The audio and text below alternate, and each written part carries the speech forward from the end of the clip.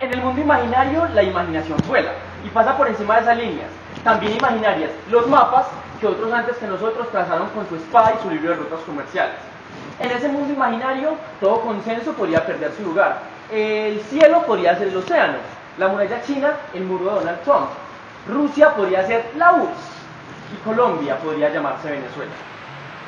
Si Colombia se llamara Venezuela, tendríamos comidas, acentos y climas similares, pueblos burleteros o chalequeros, historias familiares cruzadas, que es como si Venezuela se llamara Colombia, y además tal vez nos haríamos el favor de mirarnos con ojo crítico y señalar nuestras injusticias y nuestras alegrías con la misma facilidad que señalamos las de los demás. Si Colombia se llamara Venezuela, viviríamos como uno solo en carne propia el drama de los más de 7 millones de desplazados internos y externos a causa de la guerra armada o de la guerra económica, que tan diferentes parecen, pero tan de la mano caminan. Los medios de comunicación dedicarían grandes jornadas a evidenciar este drama. Nos inventaríamos conciertos con ellos, haríamos challenge por Colombia.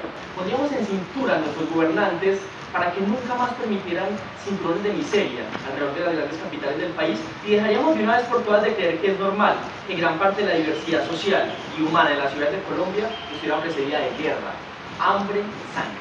Si Colombia se llamara Venezuela, nos parecería absolutamente insoportable la persecución, el destierro y el asesinato a quienes ejercen la oposición política o luchan por la construcción de modelos alternativos de vida. Y tendríamos por ello 566 razones para invadir de democracia ese país, que es el número de líderes sociales, ambientales o de acción comunal asesinados en los últimos 3 años en Colombia. Y diríamos, ¿cómo es posible que cada día en el calendario, en el año 2019, marque un nuevo asesinato a un líder social? Mientras el gobierno de ese país dice que los matan por líos de faldas o por problemas familiares. ¿Cómo podemos llamarle a eso una democracia? Necesitamos liberar ese país. ¡Ya! Si Colombia se llamara Venezuela, los medios de comunicación nos llevarían todos los días a estar muy preocupados por la situación de hambre que padece el pueblo en ese país. Iniciaríamos hoy mismo una carrera contra el tiempo y contra el olvido para llevar los alimentos y las medicinas necesarias, por ejemplo, a La Guajira, del lado colombiano, donde en los últimos 8 años han muerto de hambre en rancherías y hospitales 4.770 niños. Y si además Colombia se llamara Venezuela y nos preocupara tanto la situación de carencia de agua para la subsistencia en condiciones de dignidad que padece el pueblo en ese país, aprovecharíamos que ya estamos allá, en La Guajira, del lado colombiano, para devolverle el río Ranchería a los pueblos indígenas y que pudieran tener acceso en condiciones de dignidad al agua que necesitan para el consumo, para la vida, que se me ocurre que tal vez, solo tal vez, por eso se están muriendo los niños de hambre. Y además nos preguntaríamos, ¿por qué hoy más de 3 millones de colombianos no tienen acceso al servicio de acueducto y más de 5 millones no lo tienen al de alcantarillado? Si Colombia se llamara Venezuela, diríamos que cómo es posible que en un país con todas las posibilidades como este y en pleno siglo XXI hubiera tal carencia de energía eléctrica a lo largo y ancho del territorio nacional. Diríamos que es que si acaso no entendíamos que la energía eléctrica es un derecho para toda la población. E iniciaríamos hoy mismo una intervención tecnológica, económica y humanitaria para llevar energía eléctrica a los 1.710 poblados que aún se alumbran hoy con velas en Colombia, la mayoría de ellos en el Pacífico nariñense y chocoano. Y diríamos, ¿cómo es posible haber disfrutado durante tanto tiempo de unos derechos que para nosotros eran obvios, casi invisibles, mientras que para otros pueblos invisibles eran negados? Si Colombia se llamara Venezuela, haríamos un llamado regio y profundo, sin titubeos, a la comunidad intermunicipal, interveredal e interbarrial para iniciar hoy mismo una invasión a cada metro cuadrado de ese territorio nacional y que sobre él llovieran contingentes enteros de democracia, de derechos y de libertades. Porque si Colombia se llamara Venezuela, estaríamos obviamente muy preocupados por la democracia en ese país, con vicepresidenta y presidente como principales guerreros por la libertad y la democracia, como lo han demostrado ser cada día desde su posesión.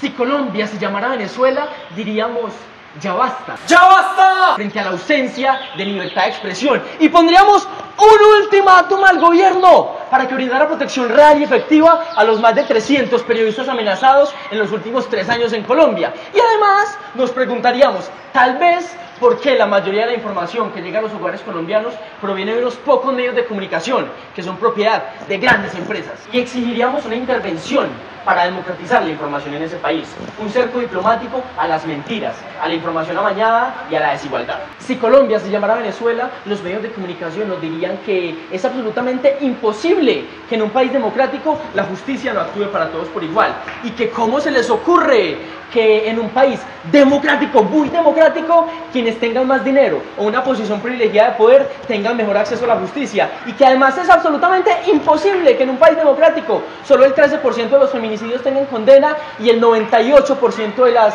denuncias por corrupción no hayan sido tramitadas, y que cómo se les ocurre que en un país con la desigualdad que tiene Colombia te claven más fácil una multa por comprar una empanada en la calle que por armar una trama de corrupción, pagar coimas y robarse los recursos del Estado, y que necesitamos por eso una pronta intervención para democratizar la justicia en ese país.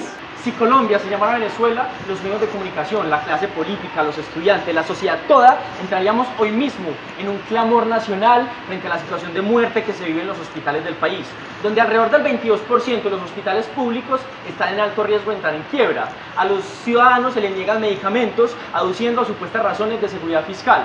A los médicos y enfermeros se les subcontrata manteniéndolos en una inestabilidad laboral tremenda, y el único paseo que se vislumbra en el futuro de muchas personas es el paseo de la muerte. Y ojo, que si Colombia se llamara Venezuela, en definitiva, también tendríamos hoy dos presidentes. Y en los últimos 16 años tendríamos un presidente Uribe, que luego puso otro presidente, Santos, quien lo traicionó. Y luego Uribe puso otro presidente, Duque, hijo de un exgobernador de Antioquia, para que acabara con el legado de quien traicionó su legado. Y ese presidente Santos, que traicionó a quien lo puso, Uribe, pertenece además a una familia que ha tenido 4 presidentes, un vicepresidente y un periódico que acaba de cumplir 100 años. Y antes de ese que fue traicionado Uribe, hubo otro presidente, Andrés Pastrana, que es hijo de otro presidente, Misael Pastrana, quien le robó la presidencia al general Rojas Pinilla, abuelo de Samuel Moreno Rojas, quien siendo alcalde de Bogotá se robó media ciudad y está condenado por este hecho. Y antes de ese que fue presidente Pastrana, hubo otro presidente, Samper, quien se alió con el cartel de Cali para que los narcotraficantes le pagaran su campaña y luego sobornó políticamente al Congreso para que no lo destituyeran. Todos unos próceres de la democracia, ala, y del traspaso pacífico de poder entre diferentes sectores políticos. Digo, por si estamos tan afanados en incluir la palabra régimen en nuestro diccionario político. Así que en un acto de imaginación colectiva, yo propongo que empecemos a decir chamo y nos empecemos a llamar Venezuela, para que la clase política dirigente en Colombia, los grandes medios de comunicación, los artistas, influenciadores, la sociedad toda, nos empecemos a preocupar por nuestra realidad, nos miremos a un espejo y seamos capaces de señalar lo que allí encontramos, tanto lo bueno como lo malo, y así podamos hacer frente a la grave situación de vulneración de derechos humanos que viven familias, pueblos enteros y muchísima población a lo largo y ancho del país. Dejemos de ser invisibles a nuestros propios ojos y hagamos una gran intervención humanitaria para llevar democracia, justicia y libertad a cada metro cuadrado de este territorio diverso y multicolor que habitamos. Con todos los cordones humanitarios, las ayudas internacionales, los conciertos y los cercos diplomáticos que nos podamos inventar. Eso quedó repañado. Y así, cuando le tendamos la mano a un amigo, a un vecino, a un hermano que lo necesita, sepamos que esa mano no está manchada de sangre, que esa mano no tiene hambre, que esa mano no tiene frío porque duerme en la calle, que esa mano se llama democracia. Porque de cualquier otra forma no estaríamos haciendo un favor, sino clavándole una puñalada a que con el discurso decimos ayudar. Y ojo pues papitos, que si Colombia se llamara Venezuela, también tendríamos un montón de petróleo, así como una capacidad inmensa en recursos hídricos, en biomasa, en diversidad, en capacidad para el futuro. Lo digo por si tal vez nos da por enemistarnos más de la cuenta con alguna potencia extranjera, y de pronto, a ellos les da también por traernos democracia. Y recuerden, amiguitos, que ya no se dice siguiente pregunta, amigo periodista, sino cerco diplomático, para que nos modernicemos, ala, y nos pongamos naranjados de la alegría. Venceremos.